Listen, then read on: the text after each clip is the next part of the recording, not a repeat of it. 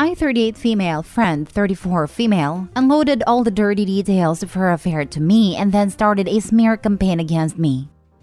Original post. I will try to keep this short. I've been friends with Raven and her husband Zach for over 10 years. I'm much closer to Raven, but Zach has always been in the picture. He's always been a pretty nice but quiet guy and we got along fine, but we weren't super close. It was just more of a female friendship, if you know what I mean. In April, Raven confided in me that she was having an affair with a married man, Nathan, 38 male. A married man who she works with. If that wasn't bad enough, Raven is Nathan's supervisor, and she would lose her job if the affair was outed because it violates the company code of conduct.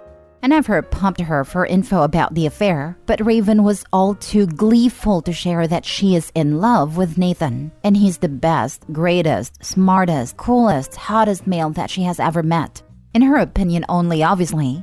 Truth be told, I've met Nathan, and I strongly dislike him.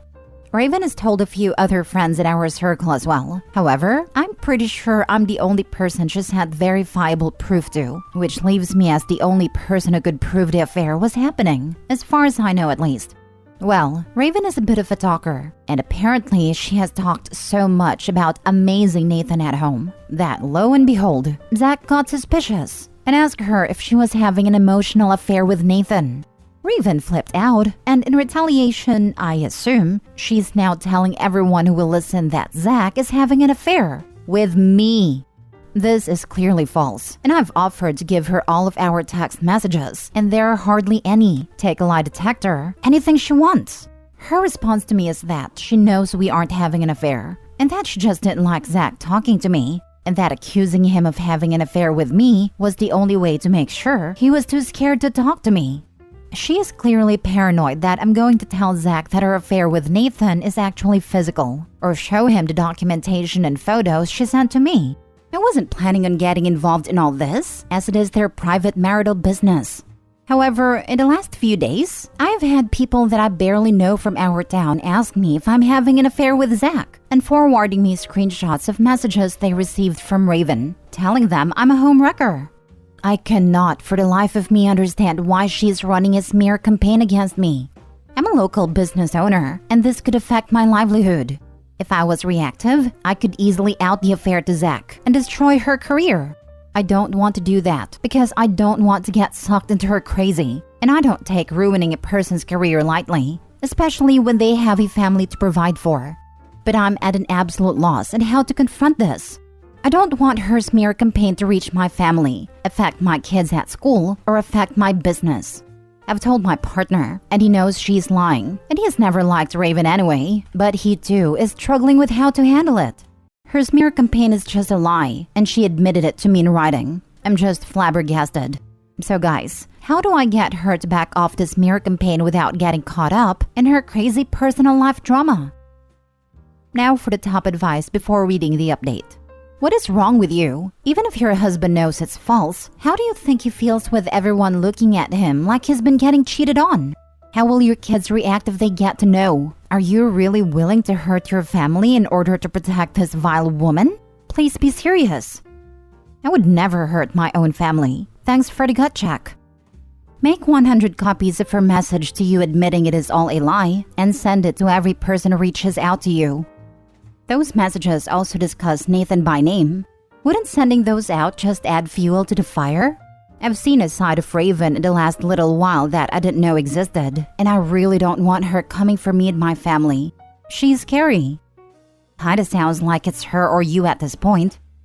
That's a good point. It makes me sick to my stomach to even think about. Make sure the screenshots show her number, not just her name. You need to burn her to the ground, and don't think twice about it.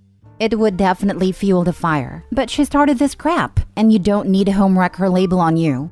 Be unapologetic. I cannot for the life of me understand why she is running a smear campaign against me. Seems pretty clear to me that she's doing it to take the heat off herself. Out her. Bring the receipts. Leave your scruples about ruining her career in the dust. After all, she's not concerned about ruining yours, right? I don't take ruining a person's career lightly, especially when they have a family to provide for. She's already ruined her career by having the affair. It just hasn't ended yet. Thank you. I know you're right. If I'm being honest with myself, I think I'm just afraid of her. Yep, I'd be too, because that level of antics is practically sociopathic. But you have receipts. Use them. Plus, she's marrying the person she's cheating on. Now for the update. My partner and I met with Zach at a coffee shop. I hadn't seen him in a while and he looked awful, like he had lost weight and hasn't slept for a month. We bought him a latte and a sandwich and told him I had some very difficult information to share with him. I told him point blank that Raven is having an affair with Nathan and every detail I knew about it.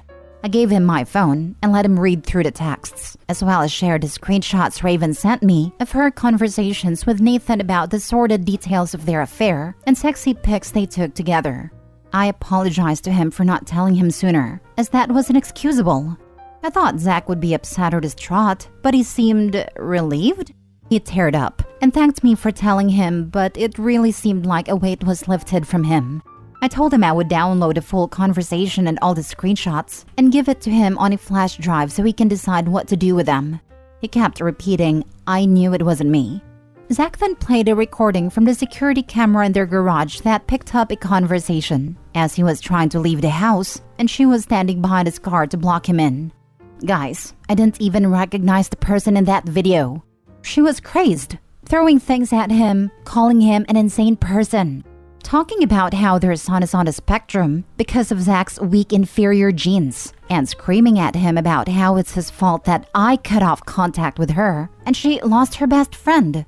At the end of the video, she started kicking at him and he just backed away to avoid it. I was dumbfounded. I had no idea she was like that behind closed doors. He said she has gotten worse lately, but she has always had an issue with rage. I am sick to my stomach, but told him that my partner and I have his back, whatever his needs are. He said he is calling a divorce lawyer and moving forward. As for me, I blocked Raven on all platforms, and I sent the texts in which she acknowledges that she knows her smear campaign is a lie to the people who have reached out to me. I sent the same screenshots to my lawyer, who will be sending her a cease and desist letter with a text chain attached, telling her to stop her smear campaign, and that I will be forwarding her statements to every single person who I learn was told this lie. I hope like crazy that she doesn't double down and come for me, but I am ready if she does. When we left the coffee shop, Zach gave me a hug. The irony of this entire thing is that it's the first time I think I've ever even touched a guy. Yet here I am defending an accusation that I had a full-blown affair with him. Next story. My boyfriend and best friend are in love with each other. Original post. I've never experienced this kind of betrayal before. I'm at a loss for words. I don't know how to handle this situation. For some context, Debbie's my best friend since high school, and my boyfriend Adam and I have been together for 2 years. All three of us would hang out together, and I saw the relationship between Debbie and Adam as a friendly banter, that of a brother and a sister. Debbie never spoke down on Adam, nor Adam of Debbie.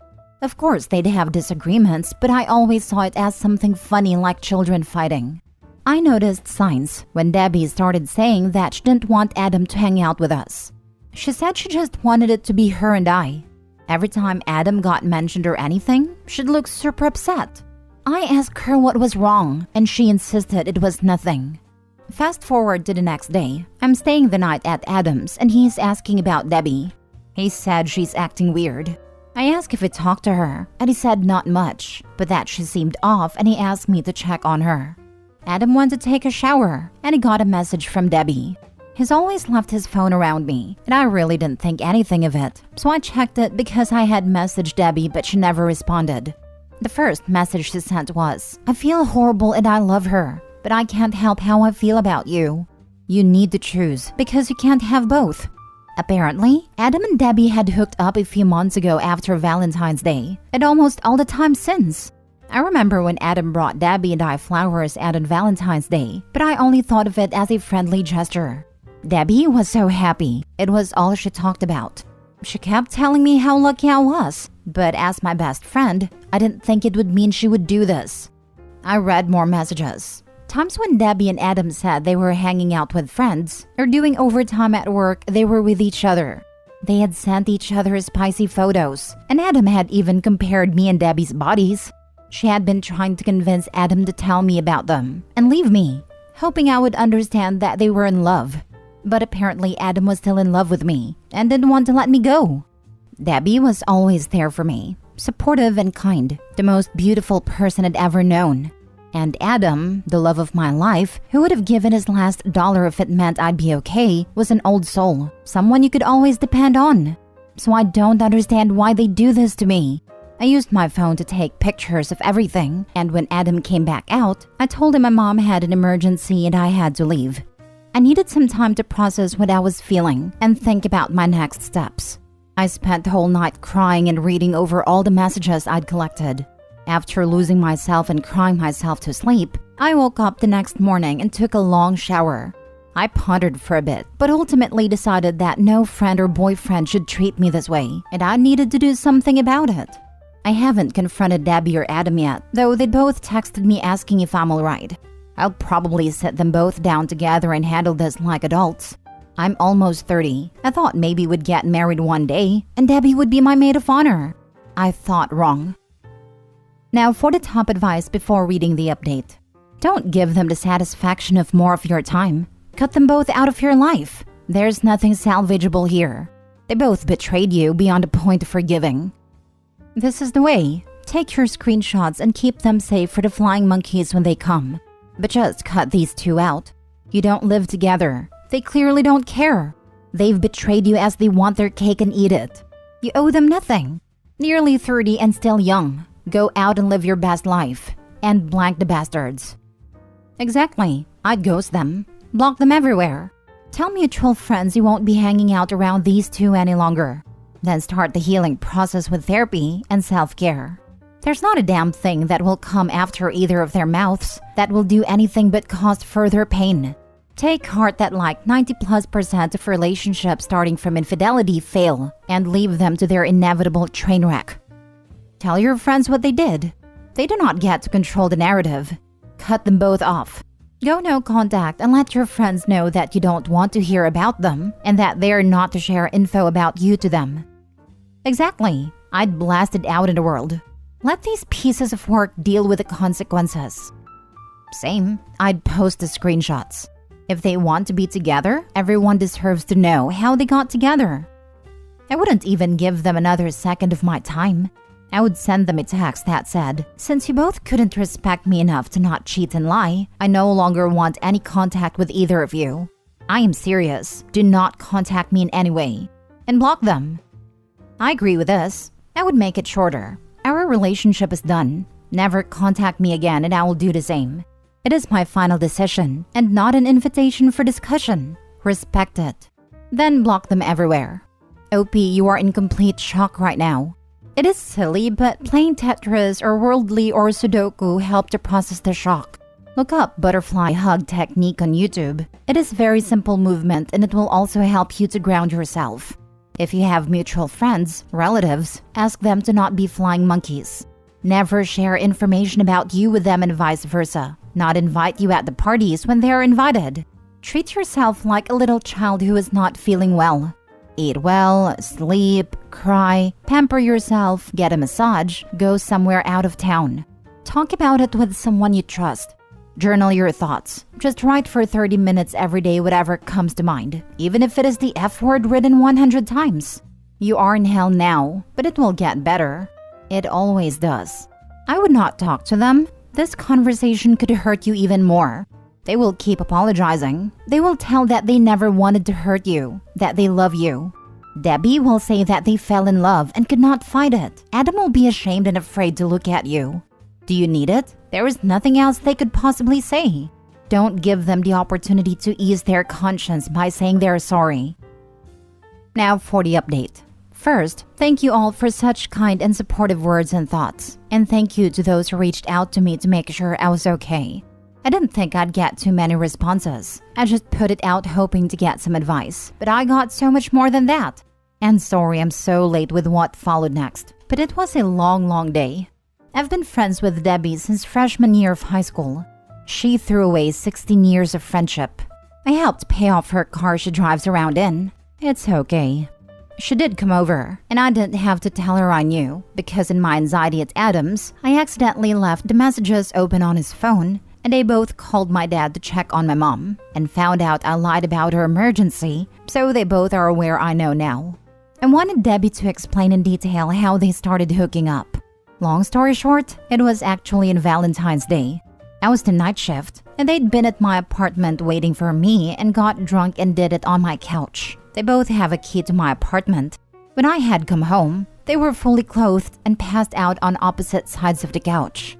I remember feeling bad for leaving them all night to be bored. Now I see they put each other to sleep.